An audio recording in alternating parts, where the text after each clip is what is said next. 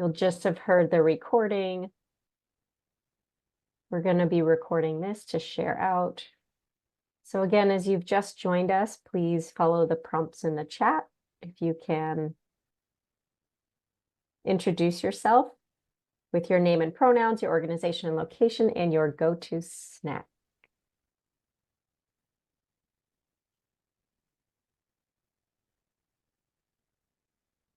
I love it, Lisa. Halloween candy crept in on us, didn't it?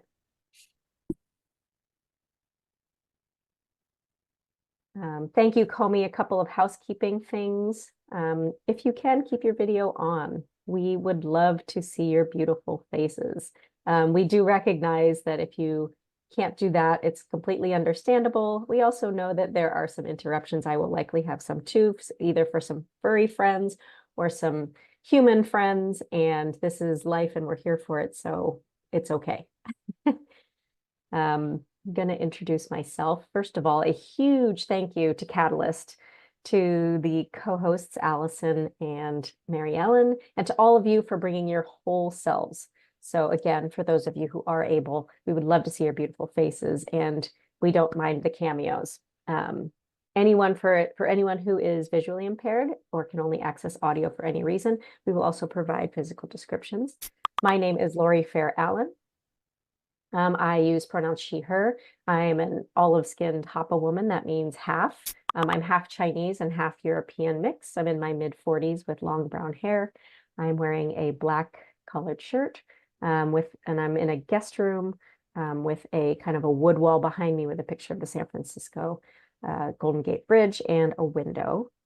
I am the Chief Program Director at the Charlize Theron Africa Outreach Project and a trust-based philanthropy ambassador. The Trust-Based Philanthropy Project was started back in 2020 after a group of peers from grant-making foundations who had been inviting funders to interrogate power imbalances in philanthropy decided to form a community of practice to support the broader adoption of trust-based philanthropy. I'm also calling from my home here in the unceded ancestral territory of the Tongva and Ahachiman Nations, known as Long Beach, California. This sacred land called Puvongna means the gathering place or the place of emergence. You will see a link in the chat. I'll put it in here now. It's an educational link, and while land acknowledgements may be new to some folks, it's becoming more common here in the United States, and it really serves to recognize the painful history of genocide and forced removal of indigenous people, and the land acknowledgement is a starting way that we honor the people who came before us and our opportunity to live wherever we live. And the hope is that this is not just a token gesture, but it leads to more tangible actions to repair the harms of the past. Just a note, this slide deck, because it's always a question, this slide deck will be emailed to all participants after the session, so you don't have to frantically take notes on things. In this first session, this is a two-part series. In this first session, we're going to highlight and discuss the foundational elements of trust-based philanthropy. We will address some of the misconceptions and hear from our co-hosts about the roots of their trust-based partnership. And in the second session next week, we're going to dive into the 6 core tenets of trust-based philanthropy, and we'll show you how these principles have worked in action using Allison and Mary Ellen as a case study. And without further ado, it is an honor and a privilege to have 2 amazing humans as co-hosts for this gathering. So I'm going to pass the mic over to Allison and Mary Ellen to introduce themselves. Allison, you want to go first? Yes, thank you. Thank you, Lori, for that introduction. And thank you so much to Catalyst for hosting us today. I'm so thrilled to be here with my co-host, Mary Ellen.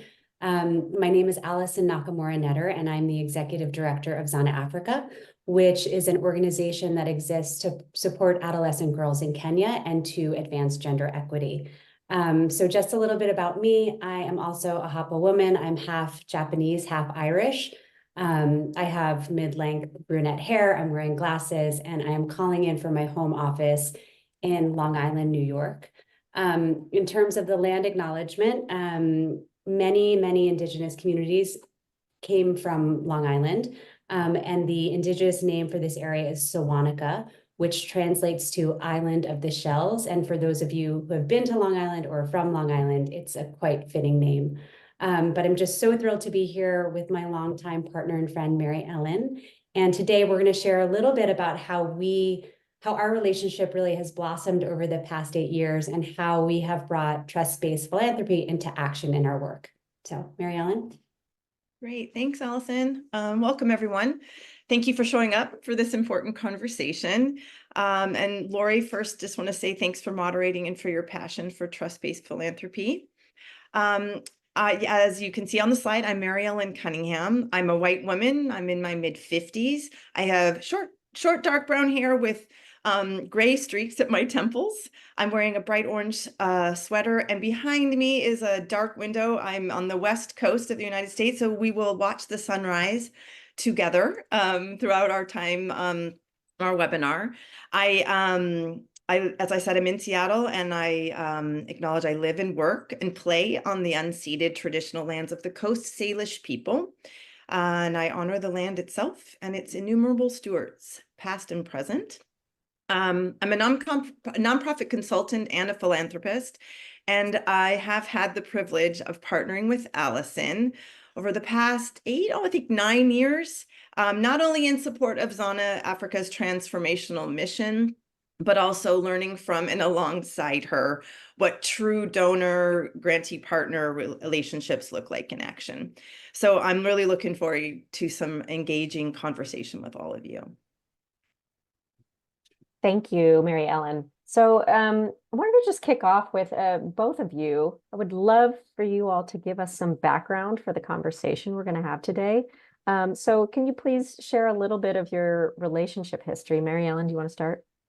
Sure. As I said, I was first introduced to Zana Africa before Allison's time, actually, about 9 years ago, through a fundraising consultant that I knew who thought I would and work.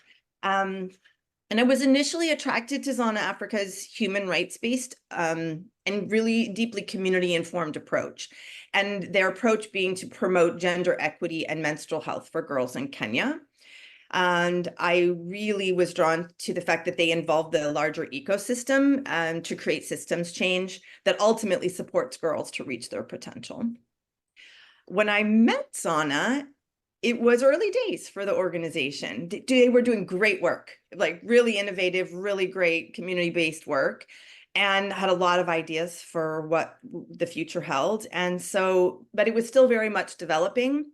And I was intrigued by the work and willing to invest early on to see where it could go. And most of my relationship at that time was with Zana's founder. And I'm sorry, it's familiar to me now. I say Zana Africa, just to make sure everyone knows. So when you walk away from here and you want to look it up, I want you to know the correct name. But then Allison came on in a development capacity, and then eventually as the executive director, and our relationship grew and deepened over time. Allison, what do you add to that? I think that's a great overview, and I can't believe it's already been 9 years. It's incredible. My son was 9 months old when I started at Zana, and now he's in 4th grade. So that's just like an incredible journey that we've been on together. I think one detail that I might add is that I actually started at Zana in a communications capacity. So I was brought on as the comms and development director. And it was really learning, like, trial by fire, so to speak. I had a great comms background, which can help to inform, development skills and development kind of mindset and strategy, but I had no formal training. So I just wanted to add that level of detail for those who may be on the call, who may be working in a nonprofit and new to fundraising. I think many of us kind of learn on the job, and I think that also helps to inform some of this discussion that we're going to be having today. I also wanted to add that before we met, I remember joining Zana and hearing a lot about Mary Ellen. There's this donor on the West Coast who has given early on, and she has capacity. And I heard a lot about kind of the transactional aspects of you, Mary Ellen, as a donor, but I didn't hear anything about you or what your goals for impact were. So I just thought I would add that too, because a lot of the times when we hear about donors, we don't necessarily hear about what they want to fund or how they want to fund. We hear about how much they've given and the timelines that they've given. But since then, our relationship has really deepened over these past 9 years. And I think it's safe to say that, our relationship has grown as the impact has grown. So it's just really special to be here with you today. So now you know a bit about us. So for those of you on the call, we wanted to transition, before we get into the discussion, into a bit of an icebreaker. just to kind of loosen us all up before we get in. So here we have a word cloud Mentimeter. And what we thought we would do is there's a link in a chat, and also there's this code that you can scan with your phone. Once you're able to access that, we want you to please submit 3 words that come to mind when you think about philanthropy. So what are 3 words that come to mind when you think about philanthropy, either as a donor or as a nonprofit partner or a nonprofit grant recipient? What are some of the feelings and word associations that you have with philanthropy? So just take about 30 seconds. Let's take about 30 seconds for folks to submit their responses.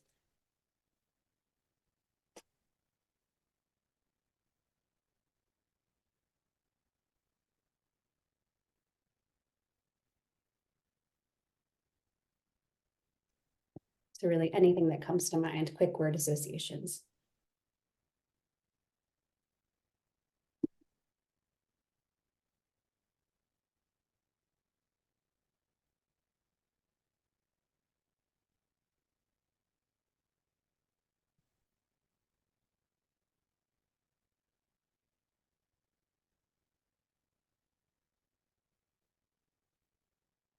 I'm actually going to scan mine myself.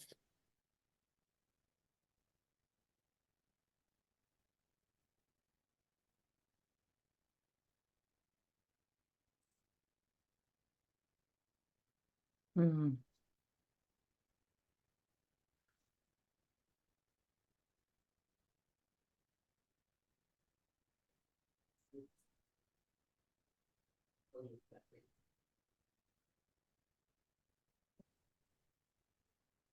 I love how Mentimeter makes you put in the code every time. I like to make it Oh, more yeah, difficult. okay. Okay. Thank you for putting some in the chat, folks, too. I see personal, symptom-oriented. Some of the words that are popping out are inspiring. You have clicky, hope, hustle. We've got fear, unbalanced, scarcity, complicated, colonization, insecurity, hard, donor relationships, desperation. Oof, these are, yes, all the things, challenging, connection, impact, uplifting. You've got, yeah, selfish, one-sided, complex, thank you. Feel good, difficult. I don't know about you all. That's hard hitting. When I look at this, Lori, one of the things that comes to mind for me are like, I love soup. Okay. So when I look at this, I see the like soup of philanthropy, the philanthropic soup. And in that, just the myriad feelings and experiences of both recipients and funders. I know for those new to Mentimeters, the larger the word, the more times it was you all suggested it. And so you've got hope. Look at that right in the middle, which I suppose could be something, a positive feeling, but also perhaps somewhat tenuous. Fear, hustle, but then also impact. So it's not all awful and it's not all wonderful. And I just feel like this is certainly something that I've experienced as having been worked in nonprofits my whole life on the fundraising side of things, as well as being a higher net worth donor as well. I can really relate to a lot of these words. I would add sometimes confusion, inspiration. I relate to the hurt and the hope. And when I look at the soup, I think about how wonderful it is that we're here for this conversation, right? So for the hard feelings in there, like, great, we're here to kind of work towards shifting those experiences and dynamics. And for the things that are already going well, or that the positive experiences, that we're here to kind of deepen our commitment and kind of further our learning and invest in new practices. Allison, I'm curious, what do you relate to in that? Thank you so much for sharing all of that. I actually just was able to pull up the Mentimeter on my phone because I couldn't see the words coming up. But no, I think this really illustrates how complex fundraising is and how complex philanthropic relationships are. There's just a mix of emotions that come up, like any relationship in a friendship or a family member, in a work environment, in philanthropy. These are two people interacting together. So a lot of emotions are going to come up. So some of the ones that I had entered in were fear and confusion, and also hope and satisfaction. So yeah, it's just a whole, to your point, Mary Ellen, a whole soup of emotions that we have here. So yeah, thank you all for sharing. I love the philanthropic soup analogy. And really it brings together this importance of context, and there's a lot of nuance in relationships. And at the end of the day, both grantee partners and funders both want to make an impact. And in many ways, this is the common ground and this is the shared goal. And it's where the seeds of trust-based philanthropy and true partnership are planted and can grow. So we wanted to start by sharing a definition of what trust-based philanthropy is. And as you can read by this definition, at its fundamental core is this redistribution of power. And this takes place at multiple levels. So it could be interpersonal, it could be organizational and systematically. And while we're all diving into those specific practices next week, it's important to recognize that the practices themselves for next week are really one of 4 dimensions. When we apply trust-based philanthropy and their principles, it's not just in our practices, but it's across culture, our structures, and in leadership and how we lead. And so we'll share more resources on this at the end of the sessions. But the answers in the word cloud are really this reflection of those power dynamics at play. And you could see that definitely in how you all answered. Thank you for being so honest too. And so often the philanthropic sector's practices and values don't align, and it can often feel a little more like this. Go next slide.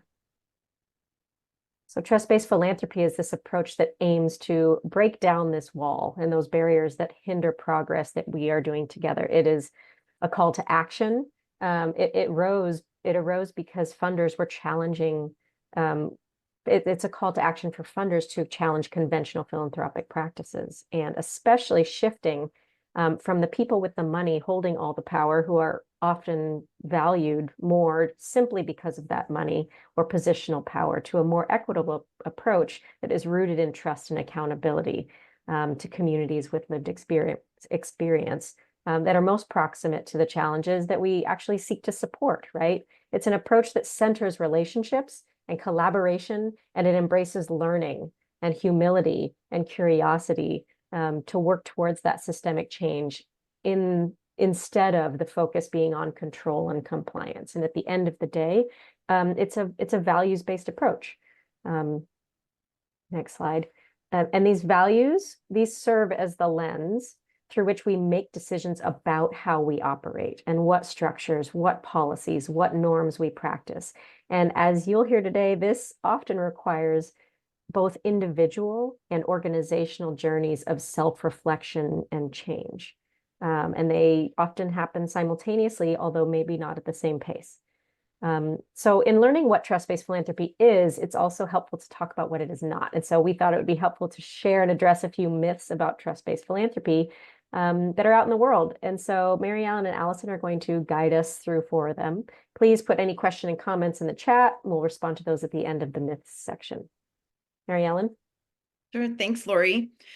Okay, so myth number 1, trust-based philanthropy is grant making without accountability. So the reality is trust-based philanthropy actually advocates for greater accountability and between the funders and the recipients. So what we talk about here is that, transactional relationships, if we can shift from just kind of the non-relationship based, handing over of money, but to actually relationships that are based in trust, funder and grantee become actual partners versus an auditor. And this is what then fuels more allyship versus, as Lori was just talking about, a focus on compliance and control. And what this does is it not only enables, but really demands that there be dialogue and transparency and mutual accountability that goes both ways between grantor and fundee. And I think the most important part of it is that ultimately it takes the accountability and roots it in that shared duty we have to the communities we aim to serve. Allison? Mary Ellen. Okay, so myth 2, trust-based philanthropy is not focused on evaluation and or demonstrating results and impact. So the reality is that trust-based philanthropy and rigorous evaluation are not at all at odds with each other.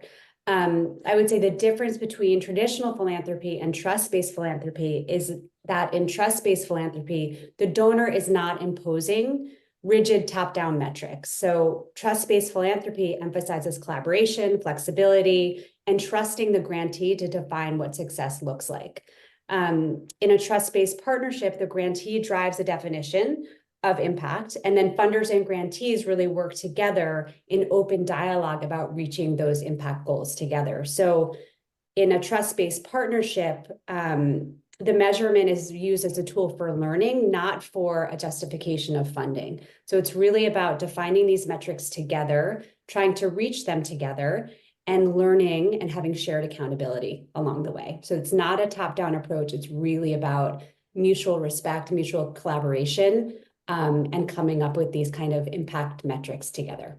And that is a strategy for long-term success.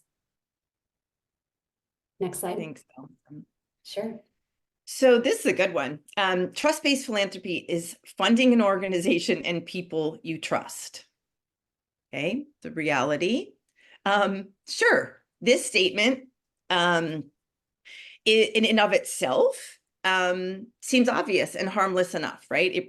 But what it does is that it really represents an oversimplified perception of trust-based philanthropy. As humans, it is natural for us to be drawn to others who are like us. So here in the United States, I picture like a high school cafeteria, right? And you see the various kind of homogenous groups that have joined and they're all sitting together having their lunch, and really kind of relatively harmless. But in a philanthropic context, where the vast majority of funders, whether those are foundation leaders or individual donors, come from predominantly white, educated, affluent backgrounds, yes, as human nature goes, they might inevitably trust leaders and organizations that align with their background and cultural expectations. It ends up perpetuating the inequities in our kind of greater nonprofit ecosystem. And so what trust-based philanthropy does, it encourages funders to actually confront those implicit biases and challenge that human pull to kind of go to just what is known and familiar, and to rigorously build relationships with leaders and organizations that are rooted in a deep sense of accountability toward the communities they serve. Yeah. Wow. No, I love that. And I've kind of experienced that myself and having to check my own biases. So I really like that, that perspective. Okay, so myth 4. This is our last myth. This myth that trust-based philanthropy means giving unrestricted funding. So while multi-year unrestricted funding is definitely a key aspect of trust-based philanthropy, actual trust-based philanthropy involves so much more than that. The reality is that at the heart of trust-based philanthropy is a deep relational partnership. And I think that's one of the key messages we really want to leave folks with, is that this is about a relationship built on mutual trust, respect, accountability, communication. It's not just about giving resources freely, but about fostering an open and ongoing dialogue to achieve shared impact goals. So take, for example, there are some mega funders out there that you may read about in the news that are often labeled as trust-based because they're giving significant unrestricted funds. So while this is incredibly impactful, incredibly generous, and is doing so much for so many communities, it's not really trust-based philanthropy. And so we really wanted to put that out there as one of the myths, because it's important that we have a shared definition of what trust-based philanthropy is if we're going to continue to kind of advocate for it and move it forward. So the key difference is that in those kind of mega donor situations, there's no relationship and there's really no open communication. And so that's how it differs from trust-based philanthropy. So again, it's really about that shared accountability and trust and open communication and dialogue. Yeah. Thank you both. And some really fun things in the chat. Jacob, I see you. I love that you're trying to counter what's being taught. So in the chat, he was attending a Columbia grad class led by a colleague, and the students were really being indoctrinated with this top-down practices, and he was working to actively help the students do some unlearning. And for a lot of us, we have grown up in a global north-centric, white, male, heterosexual, that's the norm, right? And so for us, we have to really deconstruct what that means. What does it mean for us to be living in that norm? Is that everything else is abnormal? And so nothing that we do in philanthropy is going to center it without some efforts in analyzing those. And I love what Mary Ellen and Allison were saying here, because, rigor does exist. That is a myth, right? Examining who you trust and why. We always at CTOP ask, who is this for? Who are we centering in this decision? And our answers typically will unearth something of maybe a bias or an imbalance. And then the question next comes, what do we do about it? How can we shift this so that it is more aligned with our values? Mary Ellen or Allison, do you have anything to add on these myths before we jump into our No, into go trust-based ahead. philanthropy? Yeah. All right. Well, okay. Well, trust-based philanthropy is another way to kind of do philanthropy, right? And what we're proposing here is that building a better relationship between funders and grantee partners. I keep thinking about the philanthropic soup of our Mentimeter. It's an approach truly rooted in humility and relationship building, and it centers mutual learning and equity, and aligns values and lifts up that collective wisdom of nonprofits and communities, and donors towards advancing that healthier and more impactful nonprofit sector. A lot of the barriers to nonprofit success are caused by funders, and that's kind of heartbreaking when you think about that we're supposed to be here to support. And so today we're focusing on these foundational values of trust-based philanthropy. And next week in part 2, we're going to focus on how to operationalize those values into actual trust-based practices.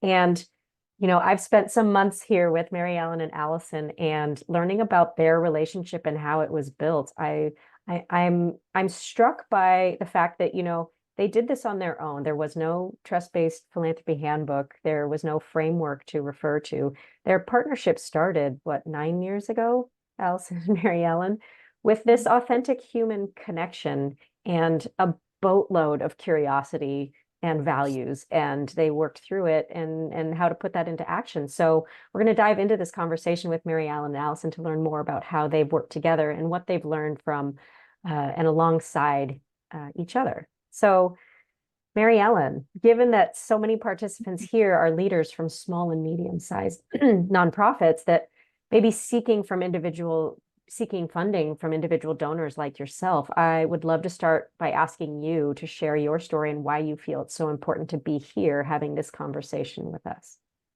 Great. Thanks, Lori. All right, so a little bit of history about me, how I've kind of come to this.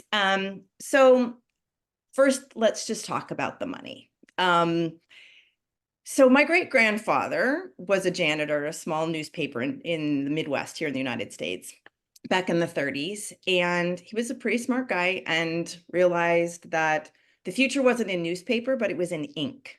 And he started an ink company. And over time, he grew that company to be the second largest ink company in the world. And from its birth, it was always a family-owned company. So by birthright, you're born into the family, you are automatically born into shares into that company. About 18 years ago now, the family decided to sell the company. And so while I had received dividend income from those shares over the years, that was quite modest. But when the company sold, I came into a very large sum of money. And so overnight, my financial situation dramatically changed.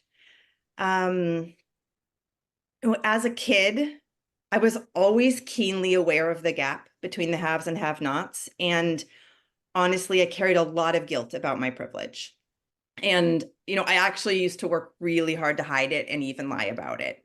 So when this money arrived, it was a bit overwhelming. And I'm not saying any of this to like, oh, cry me a river here. But I was quite aware of like, what do I do with this? I haven't earned it. I didn't deserve it. It was simply a birthright. And I had just been born into this inherited wealth. So it took me some time to digest what had happened, and ultimately to figure out how to steward this money, to mobilize it to do something good in the world. And honestly, it's really not all that straightforward as one might think, to do that. It required a lot of inner work, work that involved grappling with and understanding my guilt and shame about this wealth. It also required a lot of learning about the roots of this family money, inherent racism in inherited wealth, and the pressure that I felt, oh my gosh, to pass on this wealth to future generations and how that perpetuates wealth and opportunity disparities. And also about how philanthropy has historically been done and ways to do it differently. So from all of that, I devoted myself to wealth redistribution. So basically a conscious, I would say, give down of this money.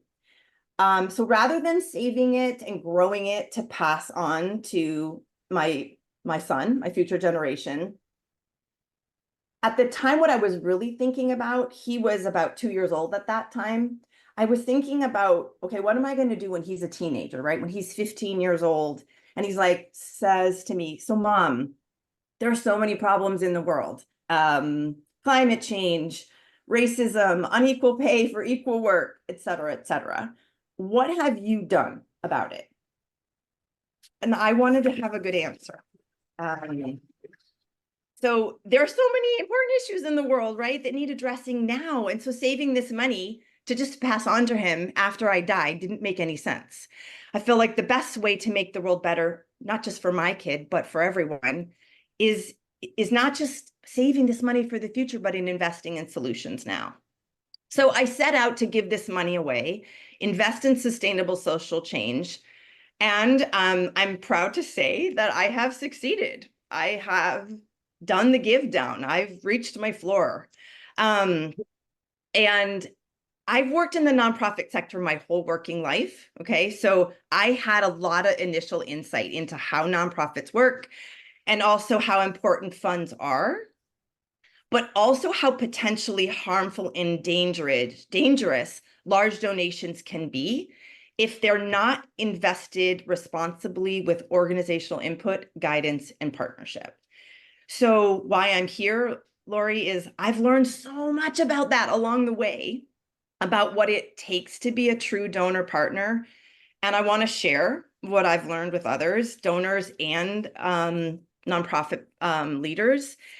These are the organizations that are doing the most vital work for our planet and our humanity. And they need the money. And they need the money in a way that allows them to do the work. And I think that donors just often don't know that there are ways of giving money different from how it has historically been done. Ways of doing it with respect and equity and efficiency and joy that truly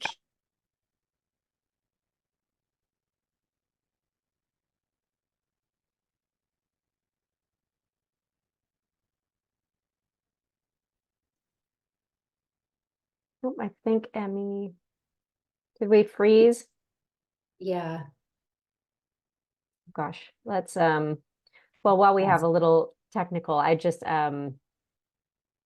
you can tell that she has so much joy about it, and she's really passionate about it. What I really appreciate is that it's this like raw honesty of what that was like for her. And the thing that really strikes me is this. Oh, there you are, Mary Ellen. Did you want to Sorry finish about your that. thought? That's okay. No, it's You want to great. finish All your of a thought? sudden, you all disappeared. Zoom went away. I'm not quite sure what You were happened. talking about how that donors often don't know that they're doing that there are ways of Yes. giving money different from how it has historically been done. So you want to finish your thought? No, I'm good. You've heard enough from me. Let's move on. Sorry about that. I was just going to say just a couple of highlights from me that struck me as you were talking. This whole idea of investing in nonprofits to succeed and not hinder.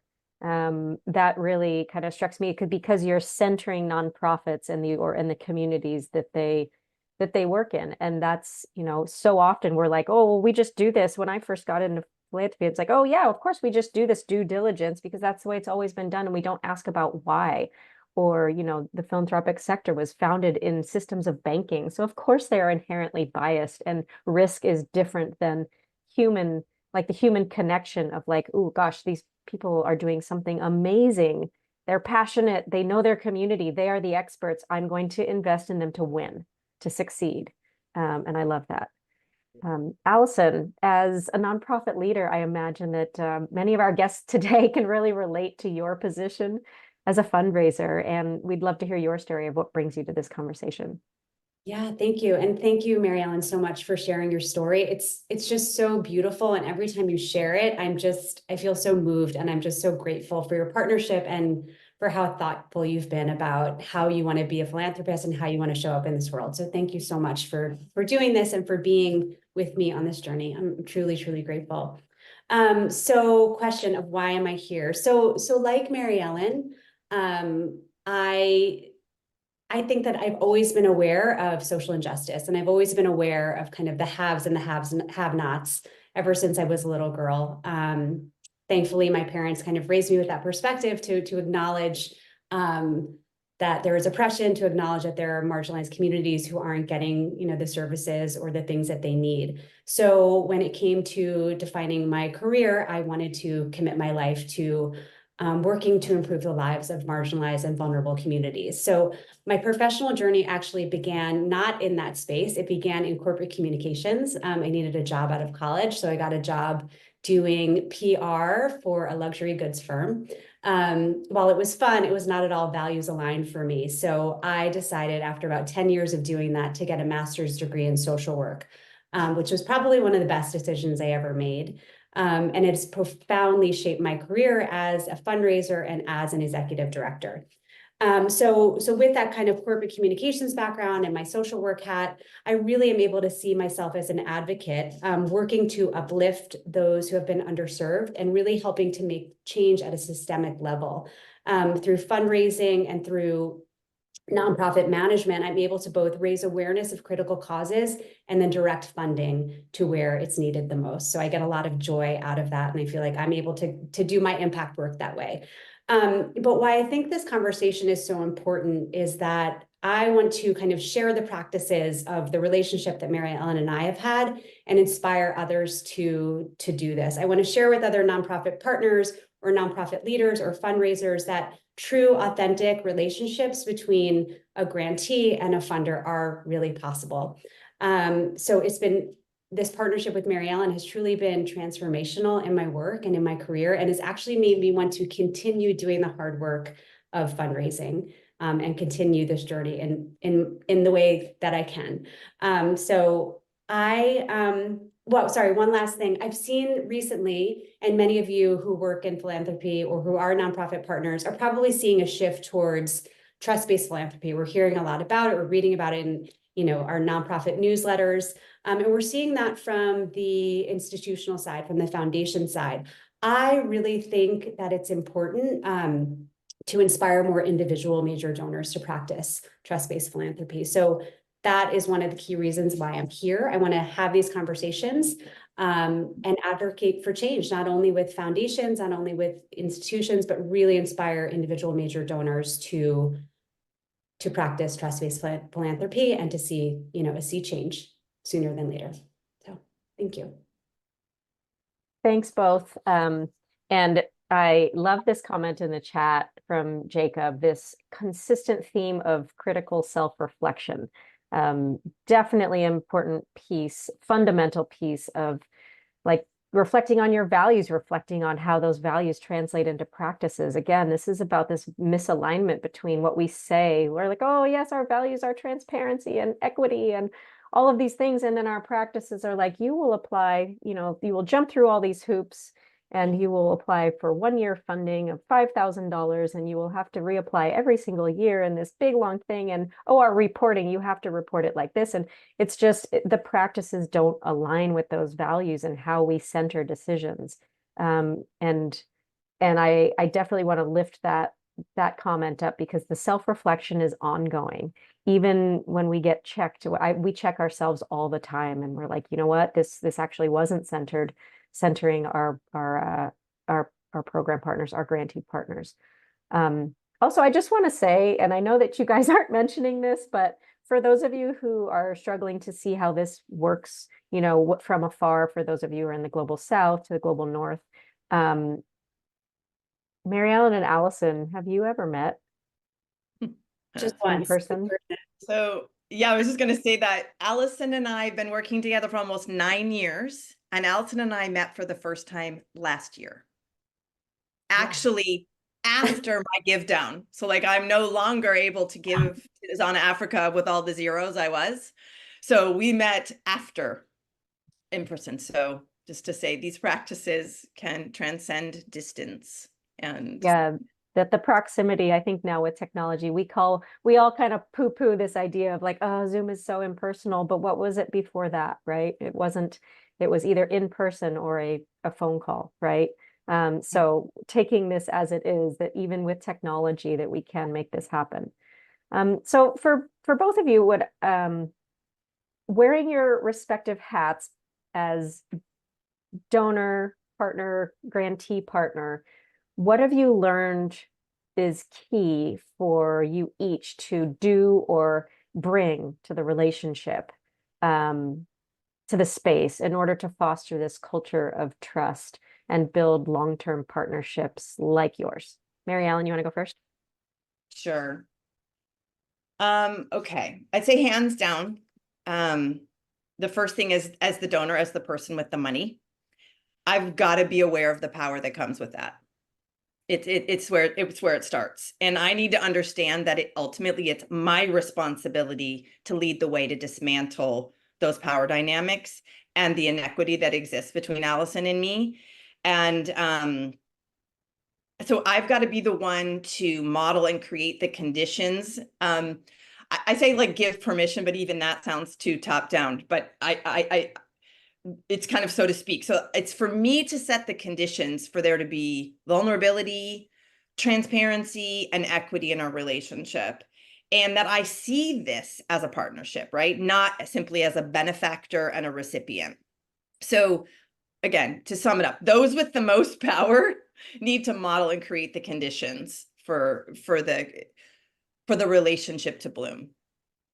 Curious, Allison, what you think about that. I totally agree. And I think you and I, Mary Ellen, share so many similar kind of traits and philosophies when it comes to building equity in our partnership. And again, for everyone who's here listening in the audience, we did this just based on our natural interactions and then realized we were doing trust-based philanthropy. So we weren't like reading notes on like how to practice trust-based philanthropy together. We realized we were doing it. And then we were like, okay, we need to share this with other people because this is really beautiful. Like whatever we have here in this relationship is really working and feels really good. So how can we share that with others? So, and we can talk more about a philanthropy group that we're part of at another time, but this is all to say, we kind of did this in action and are coming to it now. So we found that we had a very similar worldview when it came to partnership. And what I've realized in even prepping for this discussion is that my approach to equity as the kind of like the nonprofit grantee in the relationship is really also grounded in my training as a social worker. So I don't know how many social workers are on the call or anybody who works directly in service with anyone. But in social work, the tenets are really human-centered, as they are in trust-based philanthropy. So the principles of trust-based philanthropy are similar to social work in that in social work, the therapist or the social worker is not seen as all-knowing. So you're not taking kind of a top-down approach where the clinician knows what you need to do with your life or is going to tell you what you need to do with your life. They create the conditions, be it like the safe space where you're meeting together, so that there is a collaborative relationship together. So the therapist's job or the social worker's job is to provide professional guidance, to provide support and the tools that someone needs to achieve their goals. And there's a really strong emphasis on clients' autonomy and the ability to make decisions. So that's really trust-based philanthropy in a nutshell. If you transplant the word social worker for funder, it's really the same work that we're doing. The social work and trust-based philanthropy emphasize that, again, grantees are experts and that you're emphasizing listening and collaboration together. So in order to kind of create this equitable partnership, I think, the donor needs to trust the grantee that they understand their community. They need to be flexible with their funding. And they also need to have kind of a long-term commitment to this partner or the nonprofit to show that they're in it on the journey. There is some skin in the game. Like, we're going to get through tough things together. And that's, I think, what makes a beautiful relationship. On the grantee side, I would say, and this is something I've learned over this kind of 9 years of working at Zana Africa and growing into my development and ED role, is that it's really important for a nonprofit leader to have a strong sense of agency in what they're doing and to be confident in knowing the needs of your community or your organization. I really also think it's important to establish and bring to this conversations an egalitarian mindset. So you have to come into the room and just remind yourself that this person is not more powerful than you because they have money, right? So there is equity here between these two people and that your voice matters. So those are kind of like the internal things you need to do, have a sense of agency, have a sense of like egalitarianism, but externally, I think it's really important to clearly communicate and regularly communicate with your partner. And also to have a clear strategic vision. I think that is something I learned at Zana, is that sometimes, when you're working for a nonprofit, there are so many challenges, there are so many things that you want to fix or do. But it's also really important to have a clear plan in place for how you're going to get that work done and to be able to articulate that to your partner so that you have shared accountability in doing this work together. So those are my kind of internal and external tips. Thanks, Allison. I love the, we can fix things till the end of eternity, right? And having that clear strategic vision of actually, like, how do we move from being a fixer to a builder? How do we envision this future with the community and work backwards from that vision and unpack those barriers and then say, okay, we're going to address this barrier and we're also building this pathway to that vision instead of, because there's so many things to fix, and putting band-aids on things we could do that for the end of all eternity. But when we shift that to being a builder, I think that's great. I'm curious, and I know this isn't our exact next prompt, but I'm curious what that vulnerability looked like, because we talked about how, Mary Ellen, you said that it's on you to kind of create those conditions, right? What did that actually look like when you started the conversation with Allison? And Allison, I'm wondering how you took that.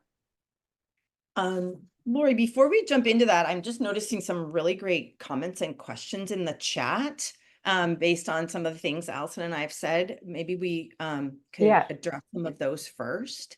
For sure. Would love people's thoughts, Lisa. I think yours would love people's thoughts on how to engage, interact as a funder who does not practice trust-based philanthropy. We talked about this earlier. It feels like walking a tightrope between changing behavior, educating funders while not insulting the funders. At some point, it's probably worthwhile to walk away, but this is difficult when funds are so badly needed. Absolutely. And I would just also add that, wouldn't it be great if we could envision like the buffet of funders where a nonprofit could walk through and go, this one's for me, this one's aligned here, I'll choose this one and put it on my plate. But curious as to your thoughts on this point. Well, interestingly enough, I feel like it actually, the question you had just queued up for me, Lori, I would say what I need to do as a funder, but I also think these are things that as on the recipient side, Lisa, can work kind of, again, in old ways, we say managing up. Hopefully we'll just be managing across at some point, right? Where we get rid of the hierarchy. But I think that, so for me, it's one thing to say, okay, you got to shift power, right? But it's like, how do you actually do it? And I think there are three things they're fundamental, and I'm going to share them from my funder perspective of what I need to do. But I think this also is what you can do if you're coming in as a trust-based philanthropy grantee partner. How are you needing to instill? And there are really simple things. The first one is humility, right? So coming in and realizing, well, for me as a donor, I have to come in and defer to those closest to the work, right? So they are the experts. And the other thing I do is I work to be aware of any sort of do I have any sort of my own agenda here, of like what I think the organization should do? Also under humility, I'm transparent and honest about my funding goals, like what my giving capacity is, what I fund, what I do and do not know. And I understand my role in the partnership. So back to my soup metaphor, as I said, I love soup. Like, I'm just an ingredient in the soup. I'm not the main course. I'm not the whole meal, right? We all bring different needs and assets and resources to a partnership. So the next thing to dismantle power is curiosity. So seek to understand, right? Ask more than you tell. So how does the nonprofit operate? What are its current needs and challenges? What's your funding cycle? And the last thing is bringing empathy, right? So show that I understand how hard and how complicated it is to have to ask for money. Be vulnerable and allow for there to be vulnerability, and just listen and care. So I think we can flip that too. Those practices, I think, can work really effectively from a nonprofit leader or grantee partner as they are educating or trying to move a funder who isn't showing up already with some of these sensibilities and skills. But I think what's coupled with that is what Allison said, is that sense of your own agency. You've got to be rooted, because I'm wearing my donor and now I'm wearing my nonprofit leader hat. We are so rooted naturally in our work in a feeling of scarcity. And so that desperation for funds can lead us to do things that actually might not ultimately serve us. And so really, again, that self-reflection coming out, and also organizational reflection and culture coming out of rooting in that agency of who we are and what we deserve and what we bring to the table, and doing that through shifting of power, and curiosity, empathy, and humility. So Allison, anything you would add to that? No, I'm just thinking that was so well said, Mary Ellen. And I just wanted to note that when Mary Ellen says she has like empathy and understanding for how hard it is to ask for money, she really like walks that walk and talks that talk. Because there's been times where I'd had to come to her with a big funding request, and she would say, like, I can only imagine how hard it was to ask me, for that amount of money. So I just want to thank you for that, Mary Ellen, because a lot of funders do not do that and do not empathize with the person who's in the position of asking for something that is going to sustain an organization and serve people, right? Because as a fundraiser, you feel so much responsibility that if you don't get the gift, what will happen? All of these feelings are kind of underneath that conversation, which leads to a lot of stress in the work that we do. But I think, again, yeah, it's just really about agency. I think with our funders, we have to be really clear about the challenges that we're facing and be upfront about that. So if, say, your program was impacted by a climate disaster and there was a massive flood and you couldn't get to the schools, share that. If you have new staff people that transitioned out and they weren't a good fit, share that. Share the realities of working for a nonprofit, because it's messy, it's hard. You have a lot of people with a lot of heart who are working there. It's complicated, it's tiring work.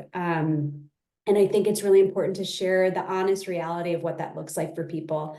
But I do think to your earlier point, Mary Ellen, I think there is a big responsibility on the funder to create these conditions for trust-based philanthropy to exist, which is why I'm hoping that we can have more talks like this with other individual major donors, so that they have that information about how to create those conditions. But I think from the nonprofit standpoint, again, it's agency, transparency about challenges.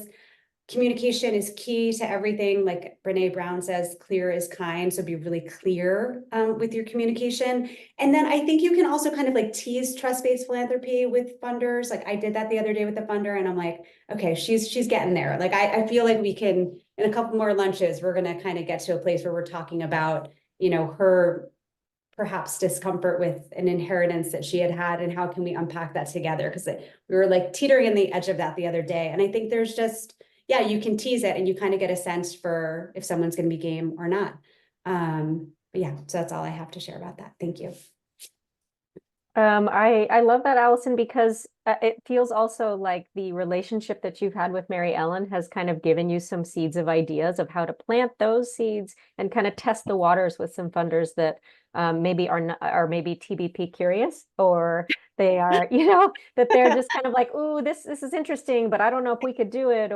And while it does remain the responsibility of the funder to do the work, to like question all these things, when it doesn't happen, one of the questions in the chat was literally just this: how do you engage with funders who don't practice TBP? And I would say this idea of leading from your perspective as an organization and saying, hey, how do we kind of plant these ideas? And also our grantee partners will also say to their other funders, hey, we have this funder in CTAOP that practices this. If you want to talk to them, and we're like, yes, throw our name out there. Like we're happy to kind of to hold space to chat with other funders. And especially it makes the most sense for us to chat with the funders of the same organizations that we fund. Can you imagine if as a nonprofit you only needed to do one report for every single funder you had? Like that's kind of like the vision where I'm at is I'm like, how do we create this environment where we become ambassadors for our grantee partners? And which is why when we learn about your challenges, when we learn about what's going on and how we can best support, then we can kind of like try to help other funders come along. So, and it's not just the funders of our program partners, it's the sector as a whole. How do we build this movement so that there's a lot more funders in the space that are practicing in this way? And yes, it's right. It does take time. For both Lori, of you. One thing I Yeah. wanted to add, and sorry, I know we're going off Yeah, script yeah. here a little No, bit. go ahead. I wanted to Go add ahead. like an actual tangible example here. So one of the other hats I wear is I'm on the board of Toast On. I know someone on the call know it. And a few years ago, the fundraising team had brought on some new members, and they invited me to come as someone who's passionate about donor education, to come and talk from a donor perspective about how to work with donors. And there was an example that the lead of that team was giving, that there was a donor that was offering relatively small amount of money at that time for Toast On, given it's about $25,000, could be large for some, but where there were so many requirements for this $25,000 that the team was like, wow, we're just not it's not penciling out here for us in terms of the effort. And I was suggesting to them, I said, what if you were to go back to that funder and say, we so appreciate your interest in our work, and but just honestly stand in a place of like, this is this relationship doesn't feel like it works. It's mutually beneficial. And they did that. And the funder was like, oh, and they said, well, tell us more why. And then they said, give us another chance. Basically, like they educated up. And that funder then, they took the chance in a very respectful way, and ended up getting more money. And that funder was kind of educated. So just to say that it takes some courage, but kind of being rooted in some of these values. funders, there is a possibility that they can learn and grow. Just want to be a What- testament One of to the it. one of the questions in the chat was, is multi-year funding necessary for Absolutely. trust-based philanthropy? It is, I will say, and I'll let Allison talk from her perspective. We're going to talk a lot about these practices next week, but having been working in nonprofits as a fundraiser, there is no greater gift than to get multi-year funding. What it does for our budgeting, our program planning, our sustainability, it's life-changing. And honestly, as from a donor perspective, if I come across anyone now who is asking me for an investment in their work and does not ask me for multi-year funding, I will educate them, and I will say, honestly, I want you to go back and I want you to come back to me with a multi-year ask. So I'm trying to do that education.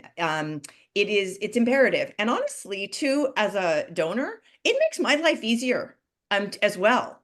It streamlines my process. I can organize my pledges. I know where it's going. I'm not necessarily having to have all the donor partner meetings like every year or so.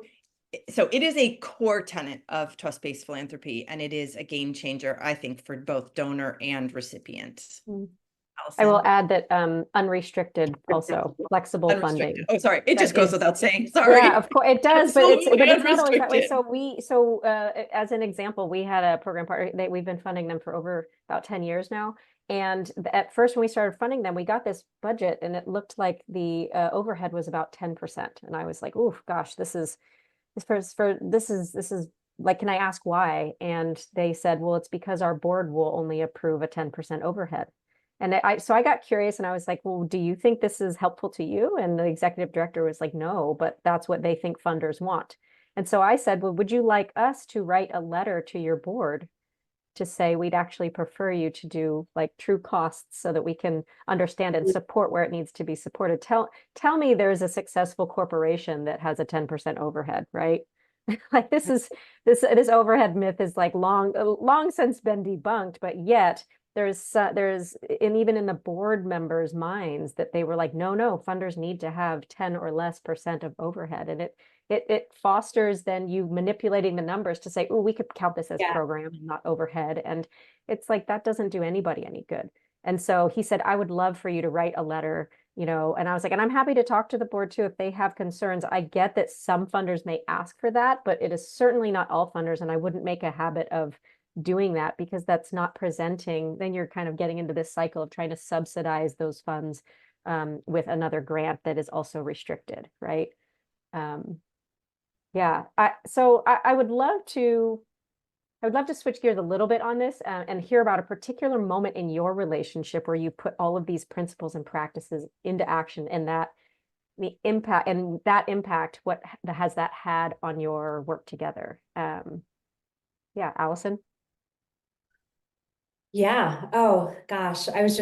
Yeah. Okay. So I would say there was this one moment that Mary Ellen and I had back in 2017. So it was a really long time ago, where the founder of Zana Africa and I had put together a funding proposal and we had it ready to present to Mary Ellen. We, were so excited and working on it. And I think at the time it was for $75,000, which at the time, many, many years ago was an enormous amount of money for us. And we only had a handful of other major donors in our pipeline. So we felt like there was a lot on the line going into this conversation. So it was a very vulnerable position for us to be in. And, we prepped and we prepped and we prepped. And then we got on the phone with Mary Ellen and then Mary Ellen. So, yeah. And I would say going into that conversation, I knew what the conversation was going to be, was that they were going to be submitting a funding proposal. But before the conversation, I was doing some reflection. And at that time, that was a pretty rough time for my family. My sister, who was also one of the major donors to Zana Africa at the time, had been diagnosed with pretty bad breast cancer and then also later a form of lymphoma. So it was a really rough year for our family. And since she and I were both major donors to Zana at the time, we were two of maybe 3 or 4 of their total major donors. If we did manage to fulfill our pledges to Zana that year, But if we hadn't fulfilled it, it would have been understandable as to what, given what was going on in our family, but it would have been devastating for Zana at the time. So I was really concerned about Zana's sustainability. And this comes from, like, again, what I was saying, like, as a major donor, I believe I have a responsibility to do no harm. And donations that come with a lot of zeros can do really great things, but they also have the potential to create problems.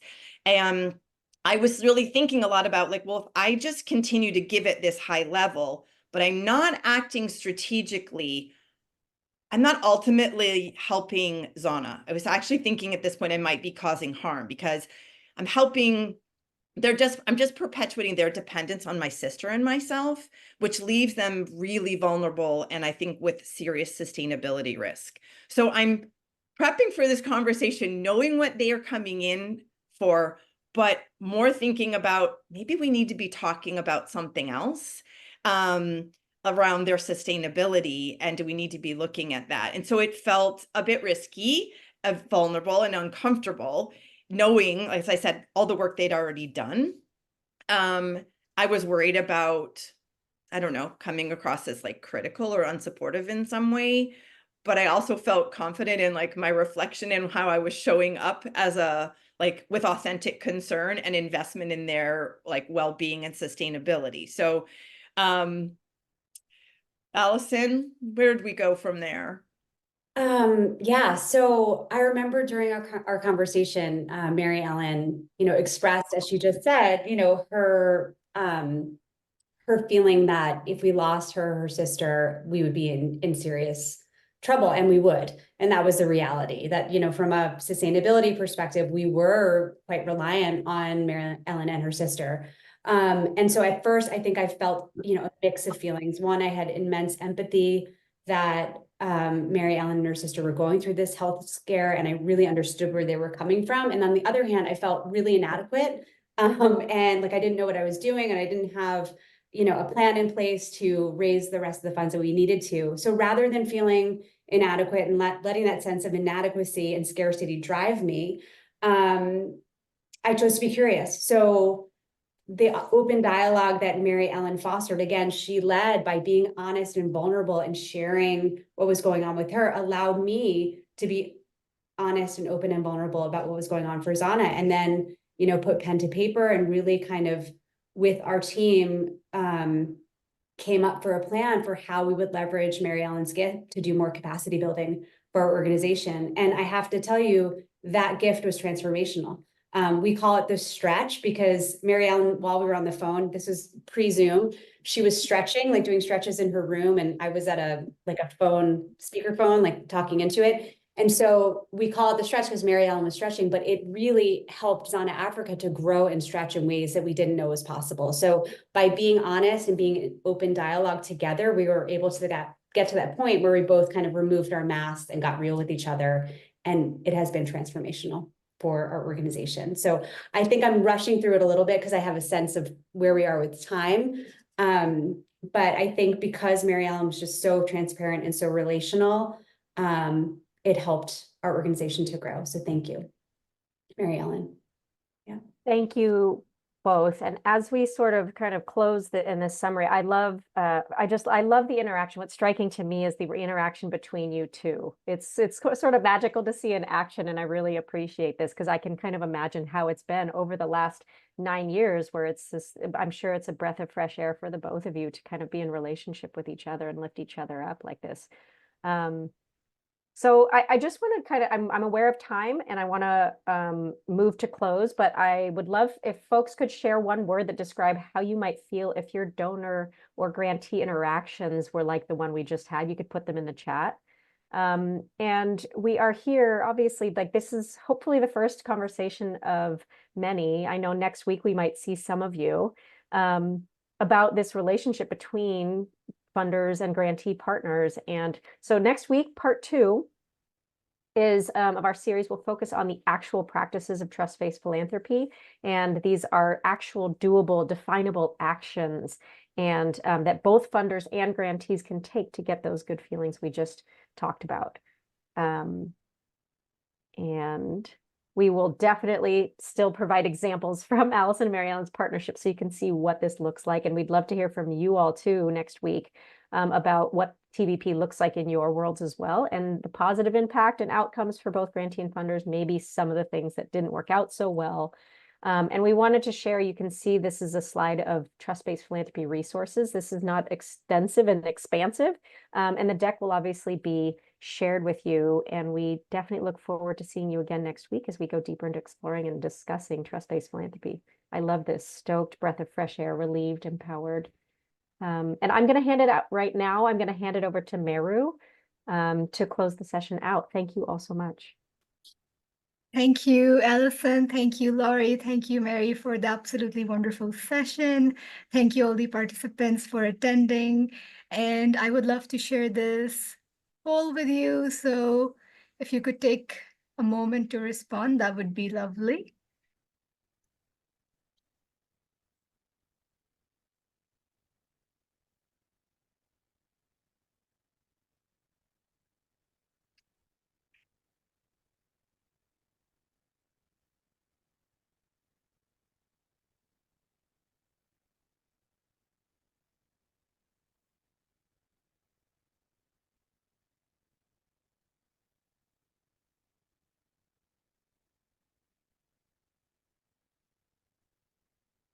I will keep it up for another few seconds.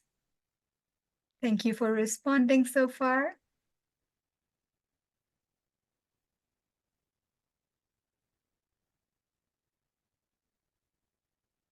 Wonderful. And I would like to share with you the part 2 of our trust-based philanthropy session. So Allison, Laurie, and Mary will be there. So please do register and attend the session. You will find the link for that in the chat. And I also want to share the fundraising masterclass that with Lisa Corcoran and Grace Montgomery. So do attend that as well. We have the link in the chat. And in the upcoming year, we have a series of fundraising masterclasses with Black Fox Global, and you will find the links to register for these upcoming sessions in our chat as well. We look forward to seeing you there. And here is our Social Change Innovators website. This is a place that you can find great resources for social entrepreneurs. And we would love it if you could submit an article for our Medium page. We have our call for papers in the chat, which tells you about the kind of submissions that we are looking for. So the purpose of the platform is to ignite systems change. So we would love to get those kind of articles from you. And here's our social media. And lastly, thank you all for attending the session, for joining. This was absolutely wonderful. Thank you. Thank you, Allison, Laurie, and Mary. Thank you all the participants for attending. This has been lovely. Thanks, everybody. Hope to Thanks, see you next everyone. week. Bye. Thank Bye. you. And in Catalyst fashion, say goodbye in your native language. Have a good day. Görüşürüz. Adios. Merci. Allah Hafiz. مع السلامة.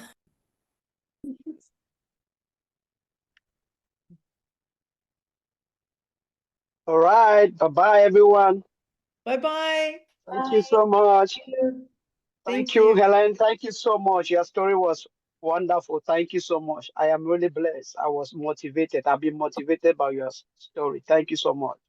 Oh, thank you. I'm so glad you could join. I hope we'll see you next week. Definitely. Definitely. Wonderful. Thank you. Enjoy the rest All of right, your bye. day. Take care. Yeah, I've sent a request on your LinkedIn. I mean, Wonderful. if you don't mind, yeah. God Love Sika is the name.